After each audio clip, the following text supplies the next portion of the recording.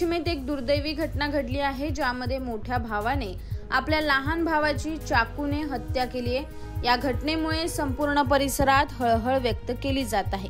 बाजारपेठ पोलिसांकडून मिळालेल्या माहितीनुसार रोहिदास वाडा येथे राहणारा नईम शमीम खान आपल्या 2 भावांसह आई, पत्नी आणि मुलांसोबत राहत होता।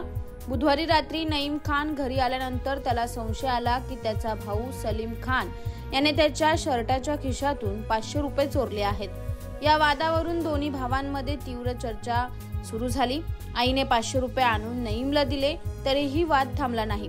वाद इतका वाढला की सलीम खानने घरात ठेवलेल्या चाकूने नईमला वार केला। नईम गंभीर जखमी अवस्थेत रुग्णालयात दाखल करण्यात आला, परंतु दुर्दैवाने उपचारादरम्यान त्याचा मृत्यू झालाय। या घटनेमुळे परिसरात एकच शोककळा पसरली आहे। बाजारपेठ पोलिसांनी सलीम खानला अटक केली असून या प्रकरणाचा तपास सुरू आहे। या घटनेने कुटुंबातील वाद कसे गंभीर परिणाम करू शकतात याची जाणीव करून दिली आहे। अशा प्रकारच्या हिंसक वादापासून दूर राहणे आवश्यक आहे। काल दिनांक 7/1/2025 रोजी रात्री 9:30 ते 10 दरम्यान रोहिदासवाडा कल्याण पश्चिम याठे 2 भाऊ आई असे एकत्र राहत होते। त्यांच्यामध्ये केवळ 500 रुपये कोणी घेतले यावरून आई आणि 2 भावांमध्ये वाद झाला।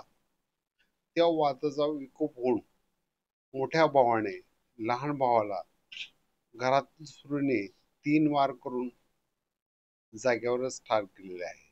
सदर बाबत बाजारपेठ पोलीस ठाण्यात गुन्हा रजिस्टर नंबर 30/25 BNS 103/1 प्रमाणे गुन्हा दाखल करण्यात आलेला आहे।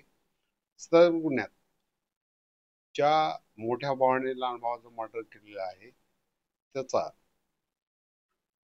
तांत्रिक दृष्ट्या आणि गोपनीय बातमीदाराच्या दृष्टीने म्हणजे माहितीवरून शोध घेऊन त्याला त्या सदर गुन्ह्यात अटक करण्यात आली आहे।